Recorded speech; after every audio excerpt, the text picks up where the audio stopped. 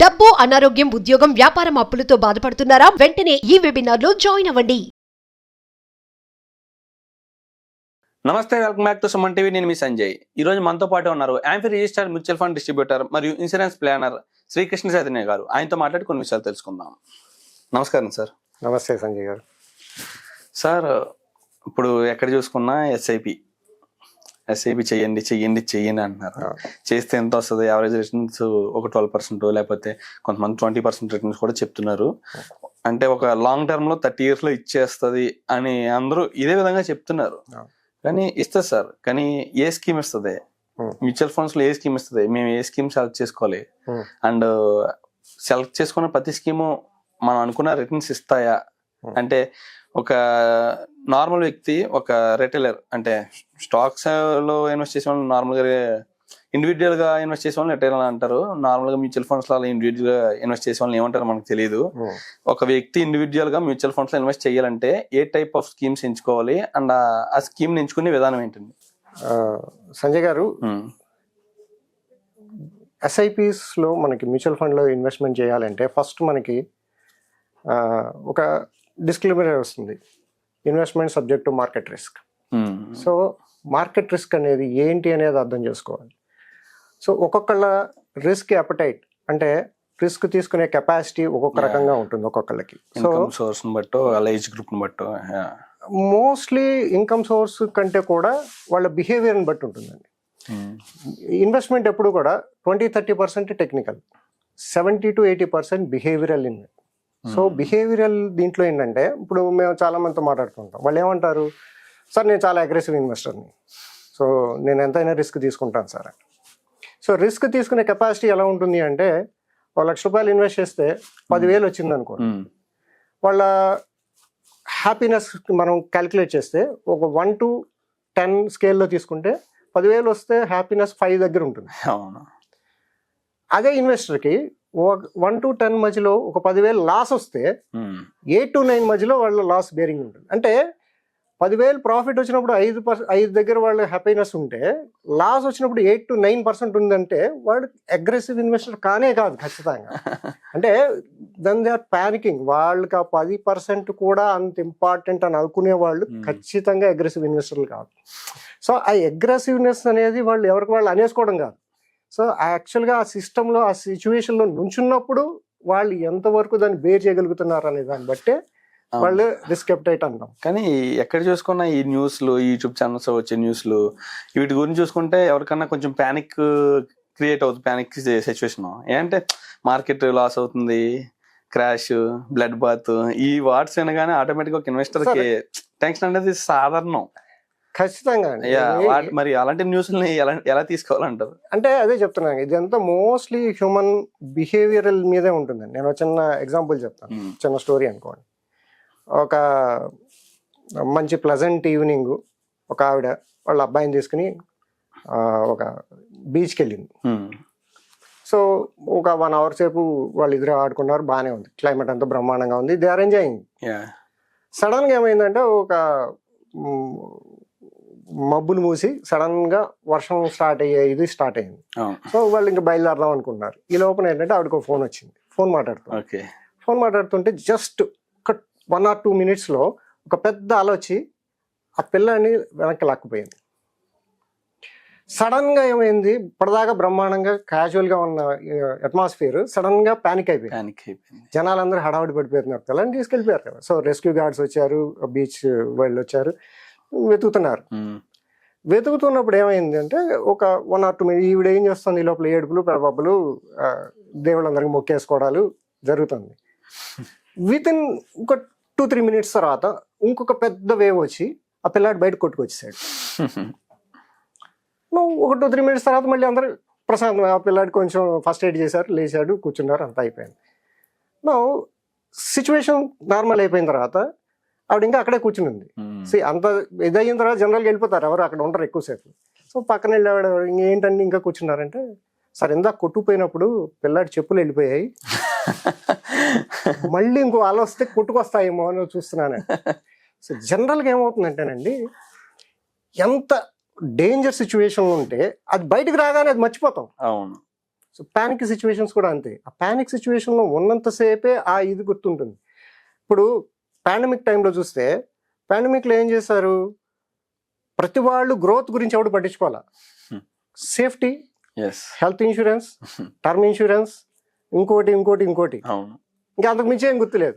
ఇవాళ రోజున health insurance గురించి మాట్లాడితే చూద్దాంలేండి అయిపోయింది. ఆ సిచ్యువేషన్ నుంచి బయటకు వచ్చేసారు. మోస్ట్లీ ఏమంటామంటే టెక్నికల్ దానికంటే కూడా బిహేవియరల్ ఇంపాక్ట్ ఎక్కువ ఉంటుంది ఇన్వెస్ట్మెంట్స్లో.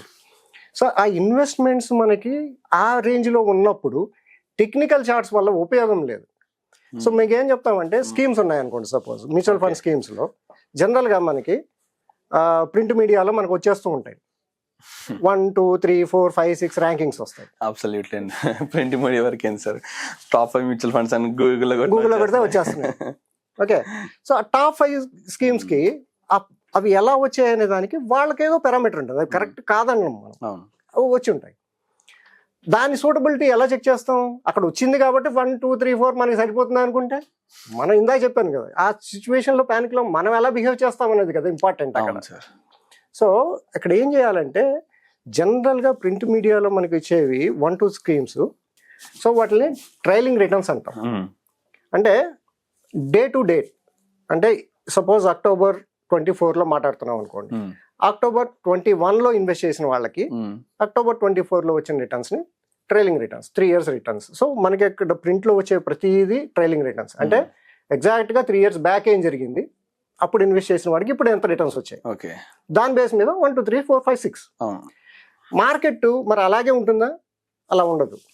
సో ఇప్పుడు ప్రజెంట్ సిచ్యువేషన్ తీసుకోండి, suppose 2 months back June July టైంలో మార్కెట్ పీక్లో ఉంది.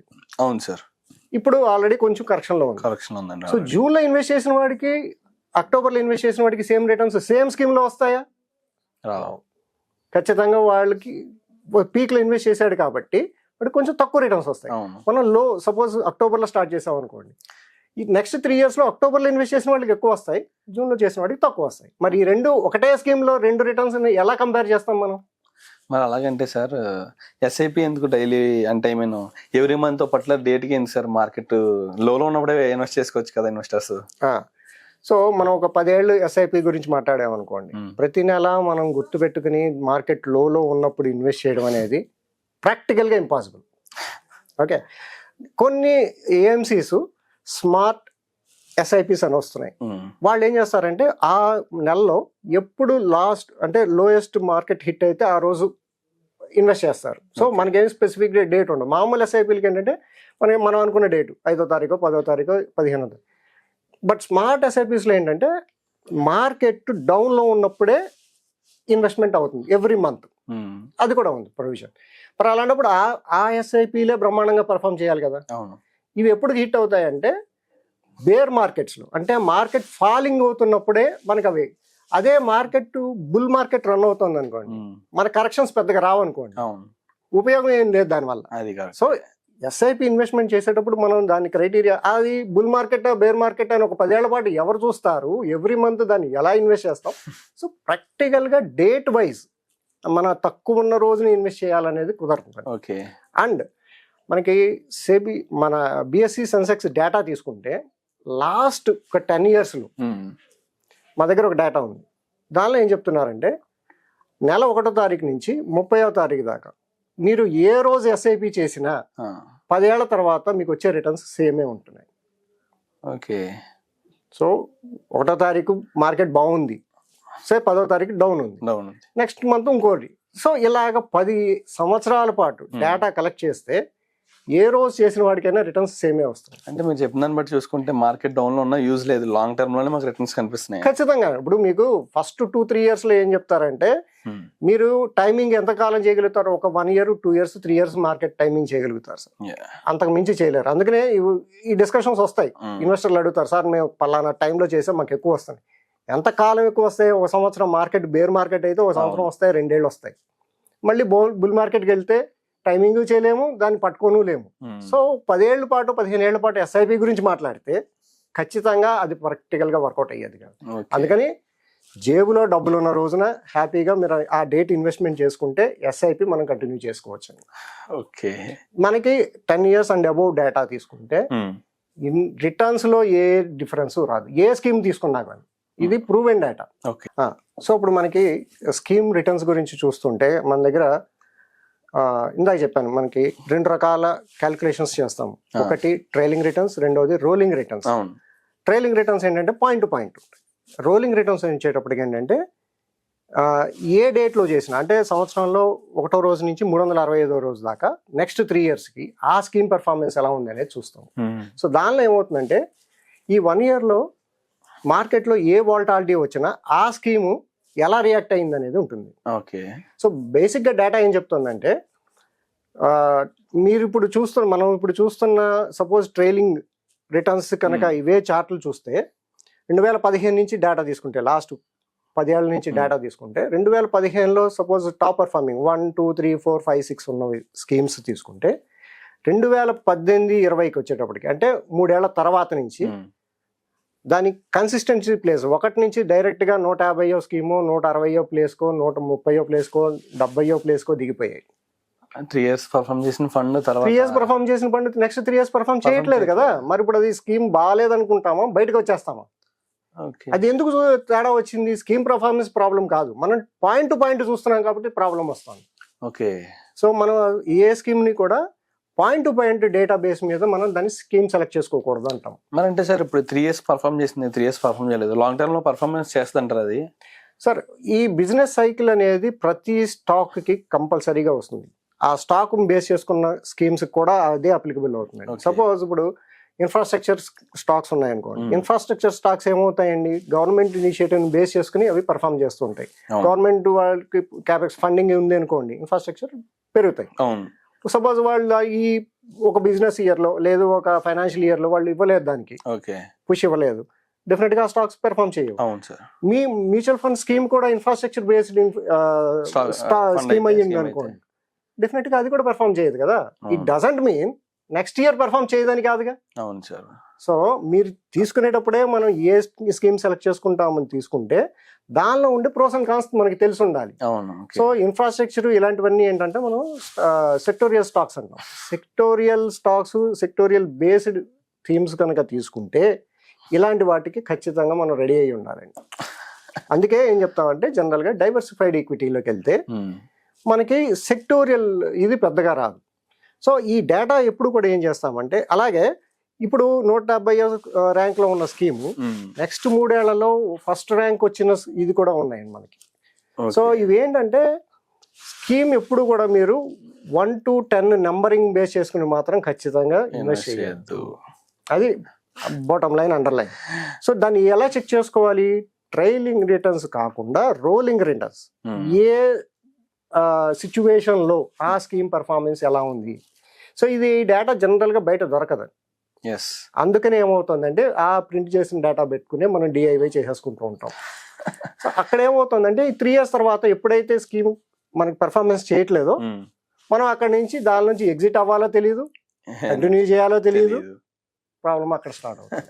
సో ఏంటంటే కొంచెం స్కీమ్ సెలక్షన్ అప్పుడు ఈ జాగ్రత్తలు మనం చూసుకుంటే రిటర్న్స్ జనరేట్ చేసుకోవడం ప్రాబ్లం ఉండదు. మీరు చెప్పింది నాకు జాగ్రత్తలు అనిపించట్లా, హెచ్చరికలా ఉంది. వాట్ ఎవర్ ఏదంటే సాధారణ వ్యక్తి మ్యూచువల్ ఫండ్స్ ఇన్వెస్ట్ చేయడం అనేది, ఒక ఇండివిజువల్ గా చేయడం అనేది అది సాధ్యతరమైనది కాదు అని అడిగితే, అంటే మీరు అండ్ ఎవ్రీ పర్సన్ చెప్తూ ఉంటారు, ఏ డిస్ట్రిబ్యూటర్ చూసుకున్నా, అడ్వైజర్ చూసుకున్నా అండి 3 years ఒకసారి రీబ్యాలెన్స్ చేసుకోవాలి ఫండ్ అని చెప్పేసి అంటూ ఉంటారు. కానీ అది మాలాంటి వ్యక్తులకి అనేది అయ్యే పని కాదు, ప్రాక్టికల్ గా కాదు. కాబట్టి ఒక మంచి అడ్వైజర్ని అప్రోచ్ అవ్వండి. మీకు వాళ్ళకి ఏంటంటే ఒక సింక్ లో ఉన్నారనుకోండి. మీ ఇప్పుడు 10 ఏళ్ళు 15 ఏళ్ల గురించి మాట్లాడినప్పుడు పేపర్ వాళ్ళు మనకి ప్రతి సంవత్సరం మనకు కావాల్సిన డేటా ఇవ్వరు.